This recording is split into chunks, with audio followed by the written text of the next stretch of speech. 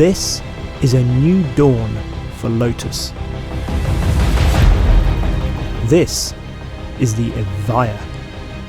The name means the living one, or the first one in existence. Appropriate, given that this is Lotus's first major launch under Geely. Fairly obviously, it is not an Elise replacement. This is a Halo hypercar, of which only 130 will ever be built. Each one costing, wait for it, from £1.7 million plus taxes. However, for that you will get 2,000 horsepower and 1,254 pounds-foot of torque from a purely electric 70 kilowatt-hour drivetrain, powering all four wheels. 0 to 62 miles an hour in under 3 seconds, 0 to 186 miles an hour in under 9 seconds, and a top speed in excess of 200 miles an hour. Mounted centrally behind the passenger compartment, the 2,000 kilowatt lithium-ion battery comes from Williams Advanced Engineering.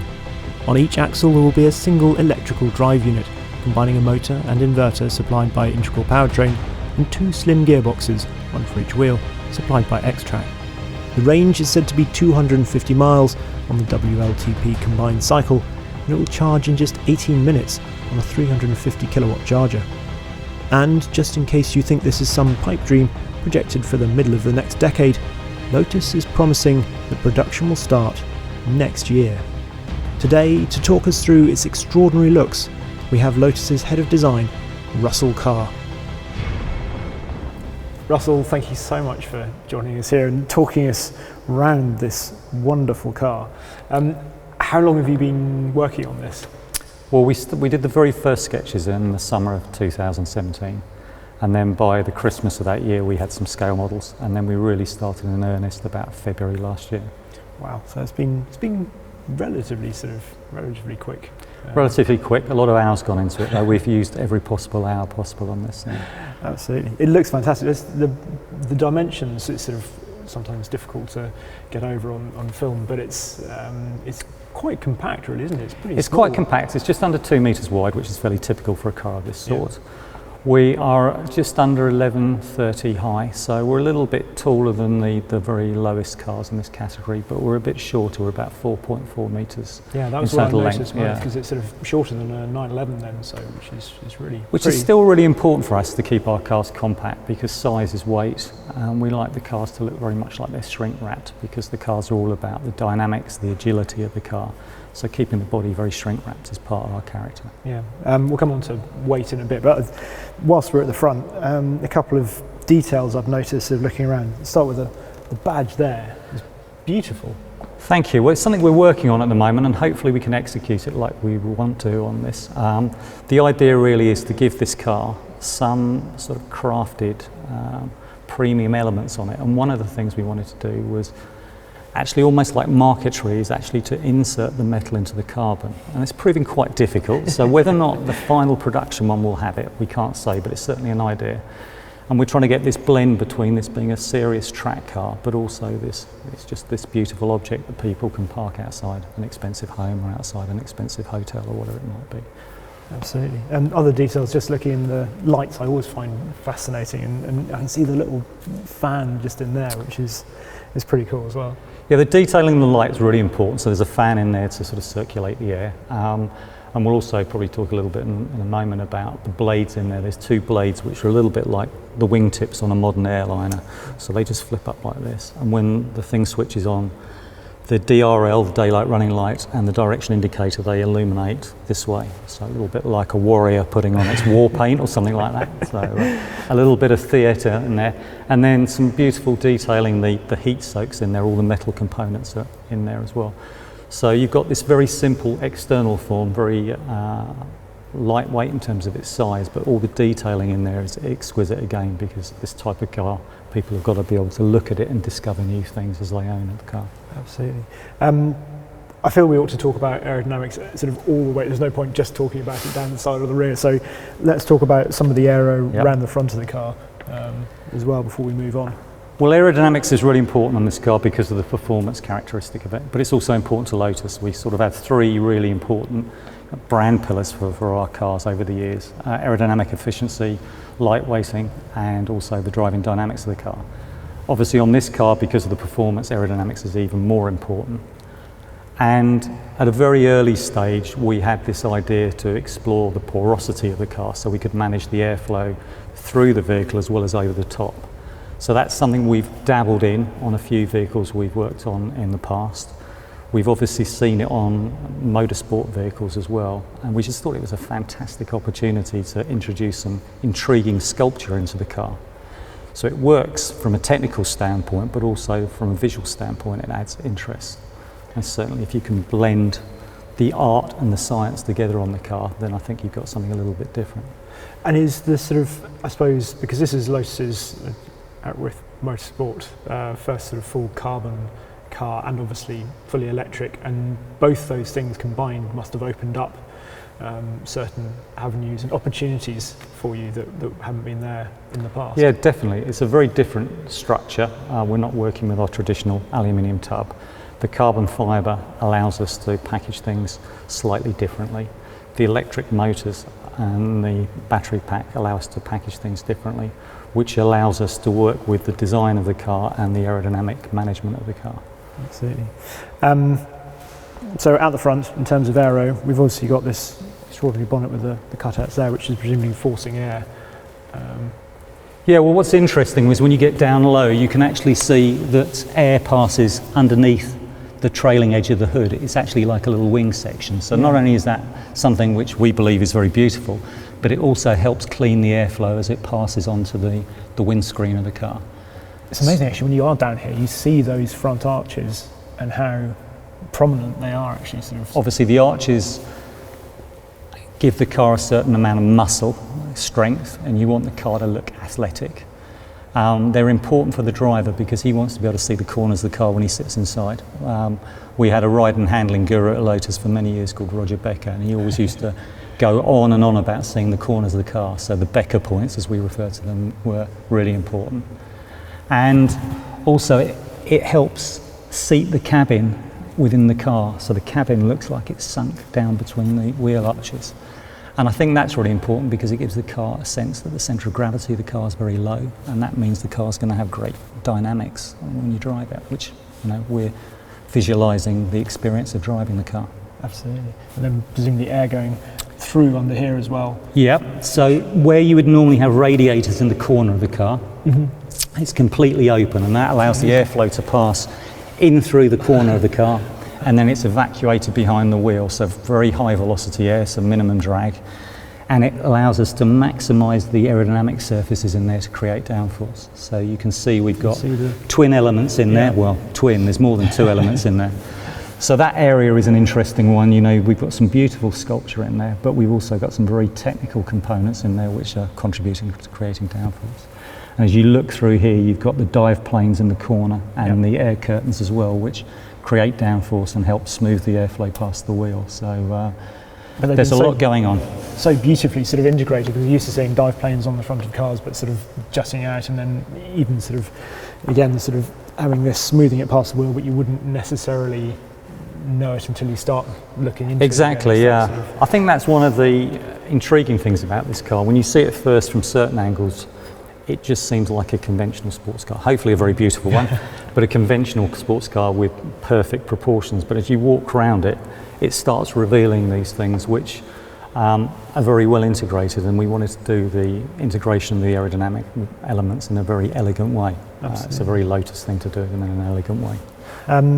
Wheels, centre lock obviously.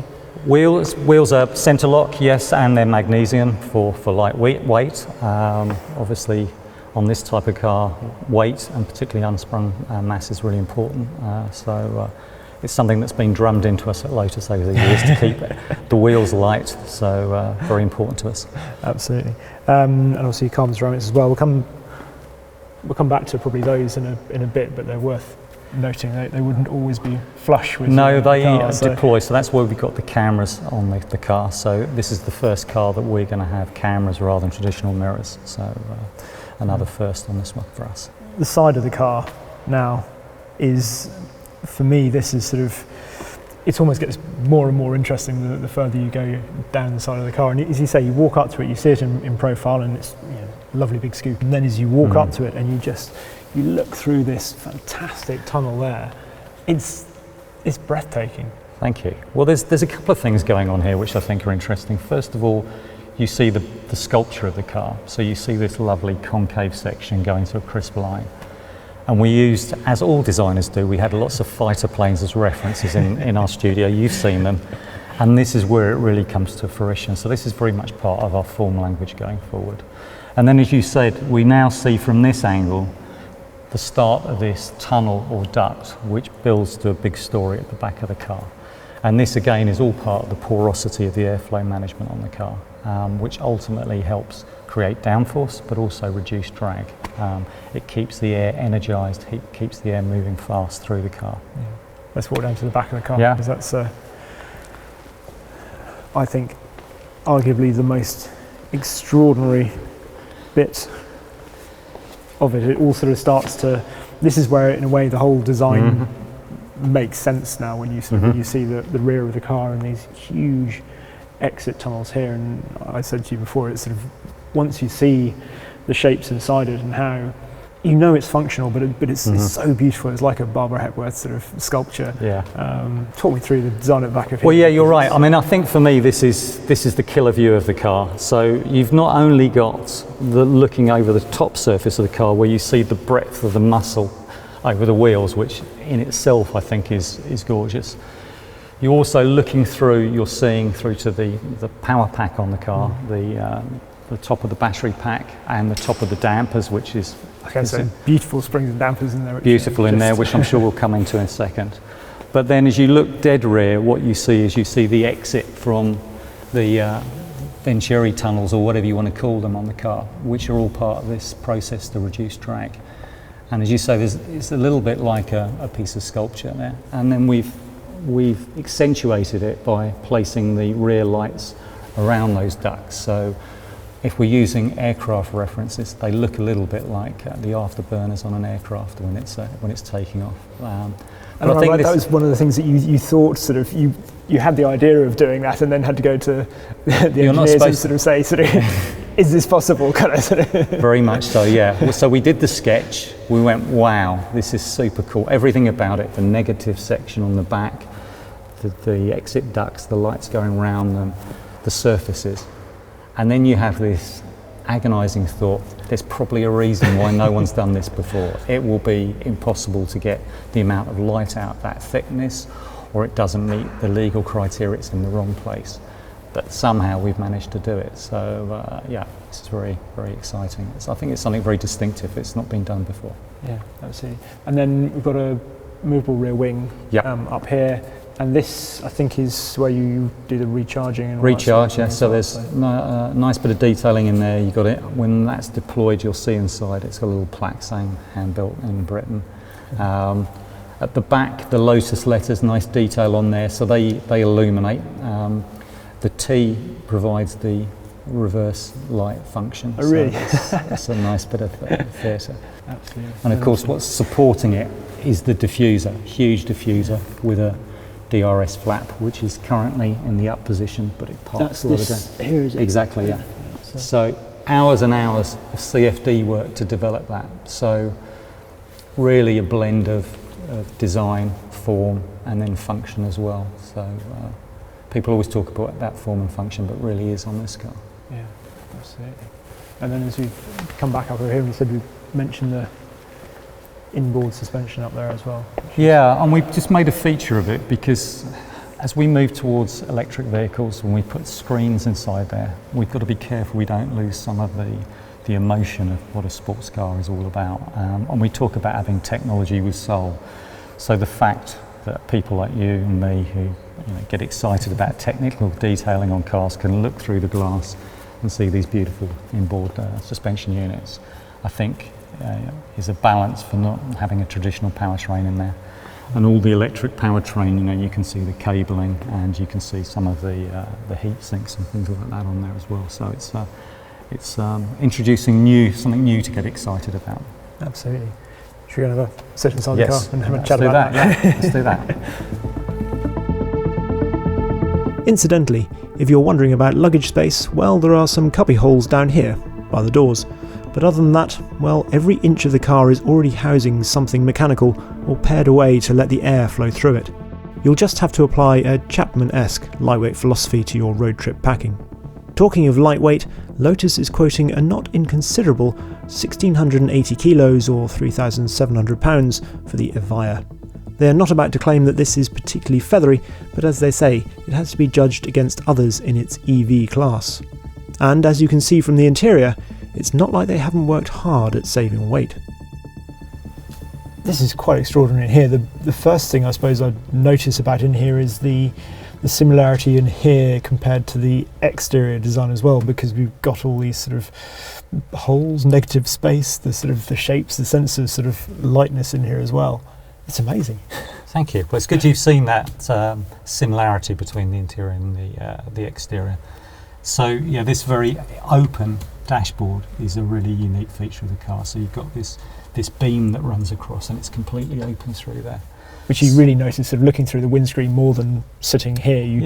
It gives a feeling whilst you're sitting here, but you only notice it really when you look through the windscreen. It builds up the excitement as you walk up to the car, which is good. So the inspiration for that really was because we're all big classic car, race car fans. If you look at some of the cars from the 50s and 60s, like the Birdcage and maybe some of the Lolas, you could see some of the structure through the screen. And in that day, it would have been metal tubes. Yep. Of course, today it's all about carbon fibre. And once you get into that, you can draw references from beautiful carbon fibre bicycle frame or the covers on a wishbone or whatever it might be. But what's great about this as well is the openness of it brings light into the cabin. So sometimes in these cars, they can be very business-like interiors, like a dark racing car, but this one brings light in, and light is a form of luxury as well. So in this relatively small cabin, you have a sense of space, which I think is very different, certainly. And this is one, it does feel small and sort of compact, but equally, as you say, it doesn't. And we've got enough room between our shoulders here, which is nice, and the mixture, as you were saying before, between the sort of the racing side of the car, or the track element of the car, and the luxury side of the car, feels very apparent in terms of, obviously this steering wheel is a good exemplar in terms of the shape of it and the minimalism and all the buttons on it, but then the quality of actually the switchgear and the pedals down there are just, again, they're really sculptural and beautiful. There is that sort of, that's the whole, it's not something I've seen in a Lotus kind of sort of to some extent before. The pedals actually, I suppose, Elise, I always loved those extruded aluminium bits, but it's just another, 2-3 steps on from that in terms of the luxury. Well, certainly, obviously, a car like this, everything has to be exquisite in here. When you pay this sort of money, you expect everything to be very, very special. But yes, we wanted to capture, particularly on the interior, this balance between the serious track car and a luxury car, and find our position on that scale. So we think we've got a really good balance in here. It's very sort of pure, minimal, but rather like a high-end minimalist interior in a house or a hotel or whatever. So it's not raw or naked, but it's simple, it's calm, it's very functional inside here. And of course we just got some beautiful materials to finish things off. So you've got leather or Alcantara, whatever the customer specs on the dashboard. They can basically have whatever they want. So carbon here, and then the trim soft surface, and the same on the doors. We've got some other nice materials in this particular show car. We've got the soft nubuck on here, which is something really unique. Then lots of metal elements. We have metal around the vents. We obviously metal elements on the steering wheel, as you said. The controls are rather like camera type controls on there. The metal and got the same sort of mechanical feel to them as well. And we've got some very nice details on the seat here. You'll see the Lotus name is inlaid. Seeing that, and then on here as well for the drivers between there. Exactly. So there's a metal band that runs through the carbon shell seat, and you can put whatever message you want on there. Hopefully something not rude, but we put for the drivers. But it could be, the number of championships Lotus has won, or it could be the name of your favourite child, or it could be your family motto, or your blood group, or whatever you want to put on there. But there's ways of bespoking it for your own personal taste. Absolutely. And of course, the heart of it all really is just the layout of the interior. So you mentioned the steering wheel. We've got Gavin Kershaw, who's our tame racing driver, a guy responsible for attributes at Lotus, a very experienced developer of road and race cars. So we worked really closely with him to make sure all the controls were positioned ergonomically. And obviously, ultimately, you really want to be looking down the road, concentrating driving, holding the steering wheel, instruments in front of you displaying all the key information, and then everything else should be just intuitive, full to hand, either on the steering wheel or through this control wheel. And space-wise, as you highlighted, we've got a good amount of space in between ourselves here, which is certainly better than a lot of other cars in this class. And we worked around a good amount of headroom, so people like yourself, a bit taller, can fit in, and people like yourself can actually drive it with a crash helmet when required as well. So yeah, very important, the package layout to start with. And of course in this car we also have an adjustable seat, which is not always the case in this type of hypercar, but we felt that was the best to give the optimum positioning in the car, so from the smallest person to the largest can find somewhere comfortable. And from a technical standpoint, it works very well as well, because you don't have to put as much structure in to support the column as it extends as you might do if you have an adjustable pedal box in there and steering column. Absolutely. And obviously that view out we talked about right back at the start as well, of the two front arches there that you can place very easily. So exactly. Yeah, no, that's is a very functional thing, that if you're driving on the track you can place it for the perfect apex when you're driving, but also it's just a very romantic thing to see the bodywork and maybe the reflections on there. Russell, thank you very much indeed. You're welcome. Absolute pleasure talking around this car.